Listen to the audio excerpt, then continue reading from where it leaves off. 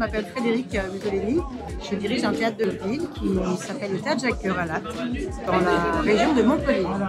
Donc, je dirige ce théâtre depuis une quinzaine d'années maintenant. J'ai accompagné régulièrement des projets. Et au fil du temps, je me suis rendu compte qu'en tant que programmatrice, coproductrice ou en accueil en résidence, on n'était peut-être pas assez impliqués, nous les directeurs de théâtre, parce qu'il y avait un système dans le métier qui faisait qu'il y a les compagnies d'un côté, les productions, puis de l'autre côté les programmateurs ou programmatrices. Donc, au fil de l'eau, moi j'ai souhaité être même à la conception, à la réflexion d'un projet, un peu comme les intendants, ça se fait dans certains pays encore, où les intendants accompagnent les artistes, passent des commandes aussi aux artistes, parce qu'on est au cœur de la création tout au long de l'année, et on est en même temps dans le métier, dans une corporation de programmateurs, on est dans les institutions, on connaît les fonctionnements de subventions publiques et d'argent, et je trouve qu'il manque un lien en fait régulièrement, et je crois que c'est très important que les programmateurs s'impliquent. Pour nous, il n'y a pas d'enjeu financier, il n'y a pas d'enjeu de carrière, il n'y a pas d'enjeu de notoriété non plus, parce que c'est pas nous qui allons être mis en avant.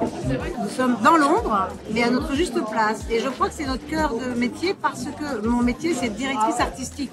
Nous ne sommes pas juste des tiroirs-caisses ou juste des gens qui mettons des spectacles à l'année en disant tiens, je vais mettre celui-ci ou celui-là. La direction artistique, c'est une conception en elle-même, c'est une réflexion, c'est une pensée. Et donc, je crois qu'on est à un point un peu stratégique avec une connaissance générale de ce qui se fait, ce qui se fait pas. On voit parfois des choses qui ont été faites 3000 fois sur le même sujet. Et peut-être qu'on peut se dire tiens, tel sujet, on peut le reprendre parce qu'il a de l'intérêt, mais on peut peut-être en parler autrement. Entre collègues, finalement, on a énormément de réunions toute l'année, on se voit beaucoup, on se téléphone. On en parle entre nous, on arrive à aussi regarder la programmation du collègue que l'on connaît et on pense qu'à tel endroit ça serait plus juste qu'à tel autre. Ça c'est un travail que font pas toujours les équipes artistiques parce qu'ils n'ont pas le temps. Et moi il y a des lieux à qui j'en parlerai pas, je sais que c'est pas leur endroit au niveau de la sensibilité, de leur cahier des charges, mais il y a aussi des endroits à qui je n'ai évidemment pas manqué d'en parler, connaissant justement leur sensibilité, leur cahier des charges, pour que ça ait du sens dans leur saison. Pour moi c'est un peu comme un cadeau leur disant écoutez il y a ce spectacle, ce projet va arriver, apportez-y de l'intérêt, je pense que ça va être chouette pour votre lieu. On tient compte aussi des lieux, des capacités d'accueil, il y a aussi toute une dimension technique à prendre en compte. Ça aussi, parfois, les compagnies ou les productions téléphonent un peu à tout le monde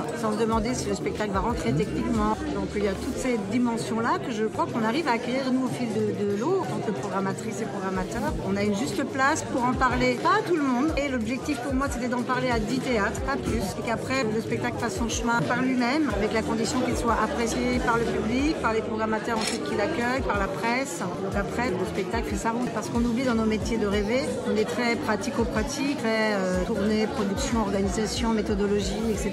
Moi, je trouve que c'est une erreur. En tout cas, quand on m'appelle, moi, pour me proposer un spectacle, c'est pas comme ça qu'on me séduit. Revenons au fond, au cœur de métier, en fait, tout simplement. Le cœur de métier, c'est accompagner la création, accompagner des prises de risques aussi. Les comédiens, les comédiennes, qui va le porter? Parce qu'au plateau, le public va voir les interprètes uniquement.